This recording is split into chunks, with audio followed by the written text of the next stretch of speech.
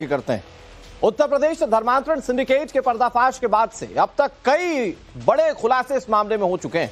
इसमें कोई दो राय नहीं है कि देश में बैठे कुछ गद्दार दुश्मनों से मिलकर देश विरोधी अभियान देश में चला रहे हैं। उसी नापाक मिशन का एक हिस्सा है हिंदू लोगों का अवैध धर्म परिवर्तन, उन्हें इस्लाम कबूल करने के लिए मजबूर करना। आगरा में हाल ही में धर्मांतरण गैंग के खुलासे के बाद यह बात सामने आई कि पाकिस्तान के इस गैंग को ऑपरेट किया जा रहा है। आगरा में पकड़े गए लोग तो सिर्फ एक छोटे से मोहरे हैं, ये गुर्गे भर है। बड़ा मकसद और बड़े लोग इसके पीछे हैं। इससे जुड़ी बड़ी खबर जो आ रही है वो आपको बताते हैं। आगरा के धर्मांतरण गैंग पर बहुत बड़ा खुलासा हुआ।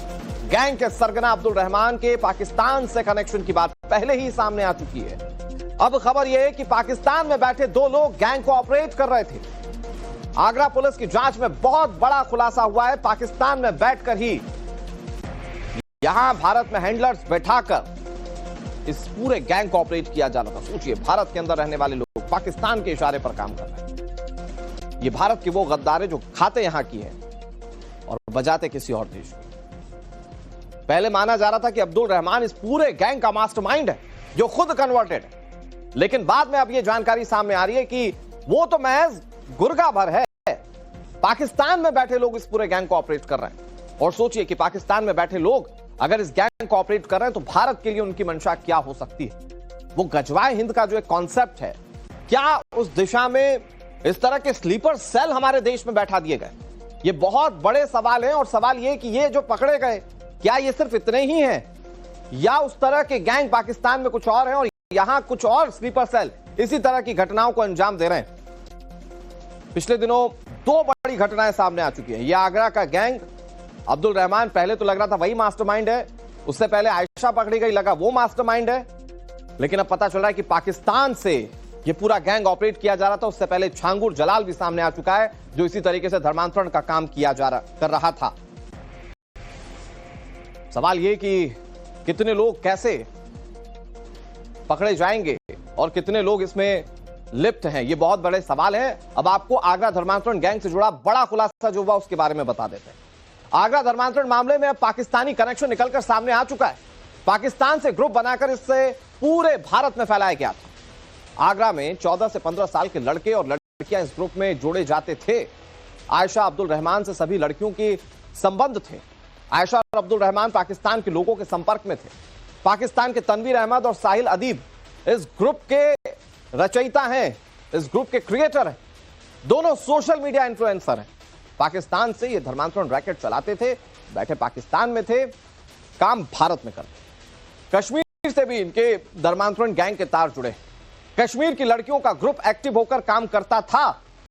कश्मीर बुलाने का, रहना, खाना, किराया सब कुछ कश्मीरी लड़कियों की ओर से आयोजित किया जाता था। आपने वो फिल्म देखी होगी जिसमें आपने देखा था कि कैसे धर्मांतरण का रैकेट चलता था। उसमें मुस्लिम लड़कियां कैसे लोगों को कन्वर्ट करती थी, मुस्लिम लड़कियों को कन्वर्ट करती थी इस्लाम के बारे में बताकर, और कुछ वैसा ही होता हुआ असल में जमीन पर दिख रहा है।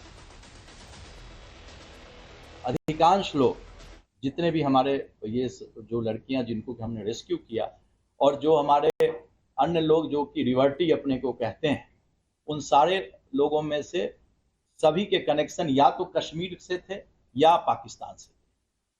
इसमें ऐसा कोई नहीं था जिसके कनेक्शन इन दोनों में से किसी जगह से नहीं। और आयशा और अब्दुल रहमान इन दोनों के कनेक्शन के बीच की कड़ी थी। और ये जितने लोग थे ये आयशा या अब्दुल रहमान से ये लोग कनेक्टेड थे। रहमान को ये लोग सामान्य बोलचाल में रहमान चाचा, रहमान अंकल के नाम से ये लोग पुकारते थे।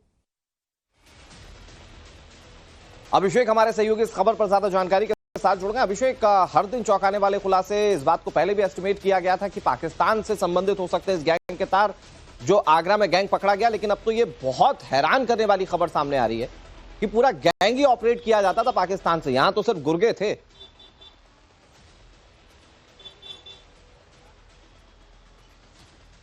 देखिए, बिल्कुल पाकिस्तान से इस पूरे गैंग को ऑपरेट किया जाता था। पाकिस्तान में दो लोग बैठे हुए थे जिनका नाम तनवीर अहमद और साहिल अदीब था। ये सोशल मीडिया इन्फ्लुएंसर हैं और इनके जरिए जो व्हाट्सएप ग्रुप है जो सोशल मीडिया ग्रुप्स है वो बनाया गया था और उसमें कश्मीर की कुछ लड़कियां थी जो उसको चलाती थी।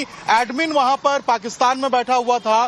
टारगेट उनका था हिंदू लड़कियों को कैप्चर करना, हिंदू लड़कियों को पकड़ना और उसके बाद उनका ब्रेन वॉश करना। जूम मीटिंग, आप समझिए, जूम मीटिंग और वीडियो कॉल्स का इस्तेमाल किया जाता था उनको इस्लाम के बारे में जानकारी देने के लिए, उनको जो है वो नमाज कैसे पढ़े, कलमा कैसे पढ़े, ये सिखाने के लिए। और इसी तरीके से लगातार जो कन्वर्जन का पूरा रैकेट है ये दोनों मिलकर चलाते थे और इनको मदद जो दिल्ली में करता था वो अब्दुल रहमान करता था।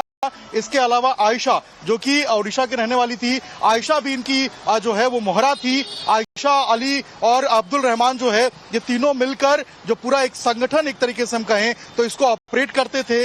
इनके टारगेट पे वो लड़कियां होती थी जो 18 साल की हैं या फिर जो 18 तुरंत क्रॉस की हैं और ऐसी लड़कियों को ये दावा कहते थे, ये दावत चलाते थे, दावा करते थे कि इस्लाम सबसे बढ़िया धर्म है और उसकी जो शिक्षा है वो बौद्धिक तर्क विमर्श करके देते थे। और जब लड़कियां जब विरोध हुआ उस पर कई लोगों ने अपनी राय रखी, कुछ समर्थन में थे, कुछ विरोध में थे। वो फिल्म का नाम था द केरला स्टोरी।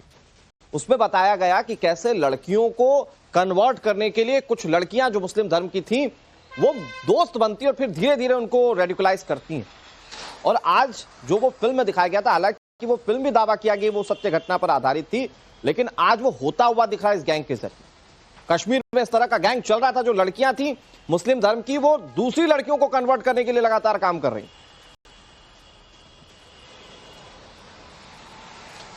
देखिए, बिल्कुल अब तक जो जांच में निकल के सामने आया है उसमें यही पता चला है कि कुछ जो कश्मीर की लड़कियां थी वो ग्रुप में एक्टिव रहती थी, वो जो हिंदू लड़कियां थी उनका ब्रेन वॉश करती थी। और अब्दुल रहमान ने भी जो अपने जब उससे पूछताछ चल रही थी उसमें खुलासा किया है कि सबसे पहले जो रोहतक से लड़की बरामद हुई थी वो अब्दुल रहमान के घर पे रखी गई थी। उसके बाद उसे जामिया नगर भेजा गया था, शाहीन बाग के इलाके में, जहां पर जिस हॉस्टल में वो रहती थी वहां पहले से ही कुछ मुस्लिम लड़कियां थी जो उसका ब्रेन वॉश करती थी, जो उसको इस्लाम के बारे में बताती थी, वहां पर नमाज कैसे पढ़े ये सिखाती थी। तो ये जो पूरा गैंग है इसमें जो मुस्लिम लड़कियां हैं इनका काफी ज्यादा मेजर रोल है। कश्मीर की लड़कियों का मेजर रोल है। सामने आ रही है, बहुत हैरानी होती है। हमारे देश के अंदर कुछ लोग ऐसे हैं जो दुश्मन देश के साथ मिलकर इस तरह की चीजें हमारे देश में कर रहे हैं।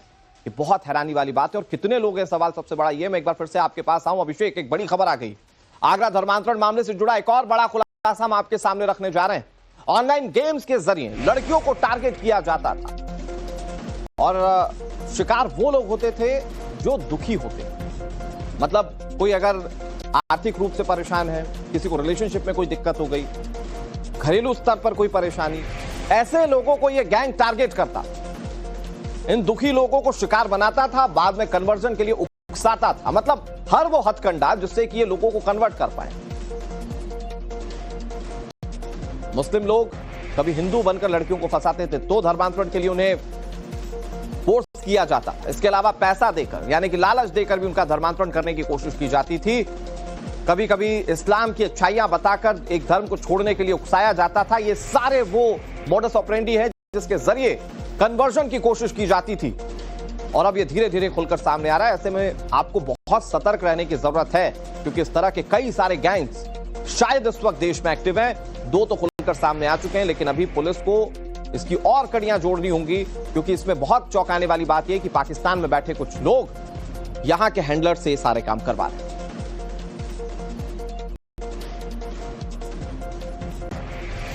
अब जो खुलासा हुआ मैं आपको वो बताता हूं। खुलासे के मुताबिक आगरा धर्मांतरण गैंग जो पाकिस्तान से ऑपरेट होता था, उस खुलासे के मुताबिक ऑनलाइन गेम्स के जरिए हिंदू बेटियों को शिकार बनाया जाता। ऑनलाइन गेम्स खेलकर लड़के लड़कियों को फंसाया जाता था।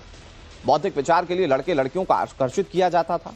बौद्धिक विमर्श करने और उनके इस्लाम कबूल करने की पूरी घटनाएं सामने आती थी। यह गैंग ज्यादातर दुखी लोगों को शिकार बनाता था। इस्लाम कबूल करवाने के बाद इस्लामिक जमात में लोगों को भेजा जाता था। जमात में मुस्लिम बनने की जानकारी और इस्लाम के बारे में हर एक ट्रेनिंग दी जाती थी। धर्म बदलने के बाद गैंग के लोग रिवर्टी